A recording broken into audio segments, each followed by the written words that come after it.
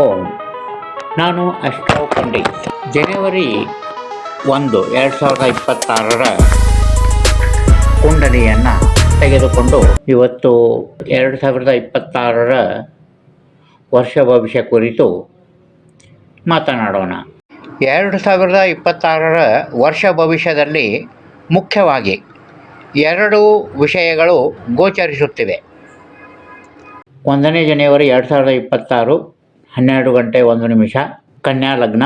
4ನೇ ಮನೆಯಲ್ಲಿ ಸೂರ್ಯ, ಮಂಗಳ, ಬುಧ ಮತ್ತು ಶುಕ್ರ ಇದ್ದಾರೆ.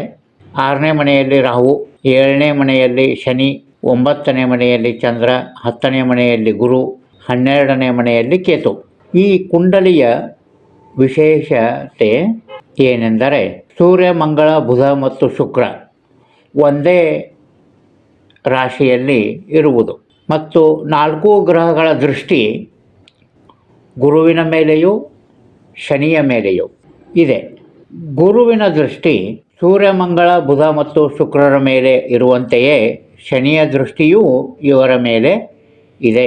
ಹಾಗೆಯೇ ಮಂಗಳನ ದೃಷ್ಟಿಯೂ ಸಹ ಗುರು ಮತ್ತು ಶನಿಯರ ಮೇಲೆ ಇದೆ. ರಾಹು 6ನೇ ಮನೆಯಲ್ಲಿ ಇದ್ದಾನೆ. 2026 ಆಗುವ ಪ್ರತಿ ವಿನಾಶವು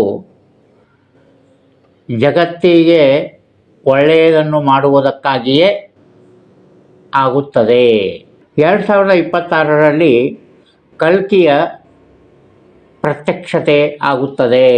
ಕಲ್ಕಿ ಅಂದರೆ ನಾವು ಆತನಿಗೆ ಮಾನವ ರೂಪವನ್ನು ಕೊಟ್ಟು ಆತನನ್ನು ಕುದುರೆಯ ಮೇಲೆ ಕೂಡಿಸಿ ಚಿತ್ರಿಸಿ ಬಿಟ್ಟಿದ್ದೇವೆ. ನಮ್ಮ ಶಾಸ್ತ್ರಜ್ಞರು ನಮಗೆ ಕಠಿಣ ವಿಷಯಗಳನ್ನು ಸರಳವಾಗಿ ತಿಳಿಸಿ ಹೇಳುವುದಕ್ಕೋಸ್ಕರ ಈ ತೆರನಾದ ಚಿತ್ರಗಳನ್ನು ಕೂಡ ಮಾಡುತ್ತಾರೆ. ಉದಾಹರಣೆಗೆ ಶಿವ ನಿರಾಕಾರ, ಆತನಿಗೂ ಒಂದು ರೂಪವನ್ನು ಕೊಟ್ಟು ಬಿಟ್ಟಿದ್ದಾರೆ. ಹೀಗೆ ಅವರು ಕೊಟ್ಟ ರೂಪದಲ್ಲಿಯೇ ಆತ ಬರುತ್ತಾನೆ ಅಂತ ನಾವು ತಿಳಿದುಕೊಂಡರೆ ದಡ್ಡತನ ನಮ್ಮದು. ನಾವು ಸರಿಯಾಗಿ ಅರ್ಥ ಮಾಡಿಕೊಳ್ಳಬೇಕು. ಕಲ್ಕಿಯ ಪ್ರತ್ಯಕ್ಷತೆ ಅಂದರೆ ಕಲಿಯುಗದ ಅಂತ್ಯ ಆಗುತ್ತಿದೆ ಅನ್ನುವ ಪ್ರತ್ಯಕ್ಷತೆ. ನಿಮಗೆ ಕಲಿಯುಗದ ಅಂತ್ಯ ಆಗುತ್ತಿದೆ ಅನ್ನುವ ಪ್ರತ್ಯಕ್ಷತೆ ಆದರೆ ಕಲ್ಕಿ ಪ್ರತ್ಯಕ್ಷ ಆಗಿದ್ದಾನೆ ಅಂತಲೇ ಅರ್ಥ. ಆತ ನಮಗೆ ಮಾನವ ರೂಪದಲ್ಲಿಯೇ ಕಾಣಬೇಕು ಅಂತ ಅಪೇಕ್ಷೆ ಪಟ್ಟರೆ ದಡ್ಡತನ ನಮ್ಮದು. ನಾವು ಇನ್ನೂ ಒಂದು ವಿಶೇಷತೆಯನ್ನು 2026 ನೋಡುತ್ತೇವೆ. ಒಂದು ಧರ್ಮದ ಅಂತ್ಯ ಹೇಗೆ ಆಗುತ್ತದೆ ಅದನ್ನು ನಾವು 2026 ಪ್ರತ್ಯಕ್ಷ ನೋಡುತ್ತೇವೆ.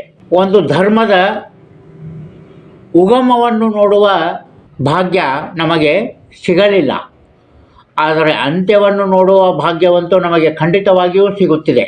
ಸೂಕ್ಷ್ಮವಾಗಿ ಪ್ರೇಕ್ಷಕರಾಗಿ ನೋಡಿ, ನಿಮಗೆ ಖಂಡಿತವಾಗಿಯೂ ಅನುಭವವಾಗುತ್ತದೆ. ಅಂತ್ಯವಾದ ಮೇಲೆ ಖಂಡಿತವಾಗಿಯೂ ಗೊತ್ತಾಗುತ್ತದೆ. ಆದರೆ ಅಂತ್ಯವಾಗುತ್ತಿದೆ ಅನ್ನುವುದನ್ನು ಕಾಣುವುದರಲ್ಲಿ ಸೂಕ್ಷ್ಮತೆ ಬೇಕು. ಅಂತೂ ಒಂದು ಧರ್ಮದ ಅಂತ್ಯವನ್ನು ನಾವು 2026 ಅಂತ್ಯ ಆಗುವ ಪ್ರತ್ಯಕ್ಷತೆಯನ್ನು ಕಾಣುತ್ತೇವೆ.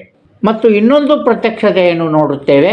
ಅದೆಂದರೆ ಒಂದು ದೇಶದ ಅವನತಿ. ಒಂದು ದೇಶ ಉತ್ತುಂಗಕ್ಕೆ ಏರಲು ಹೇಗೆ ಹಲವು ವರ್ಷಗಳು ಬೇಕಾಗುತ್ತದೋ ಹಾಗೆ ಅದರ ಅವನತಿಗೂ ಅಷ್ಟೇ ವರ್ಷಗಳು ಬೇಕಾಗುತ್ತದೆ.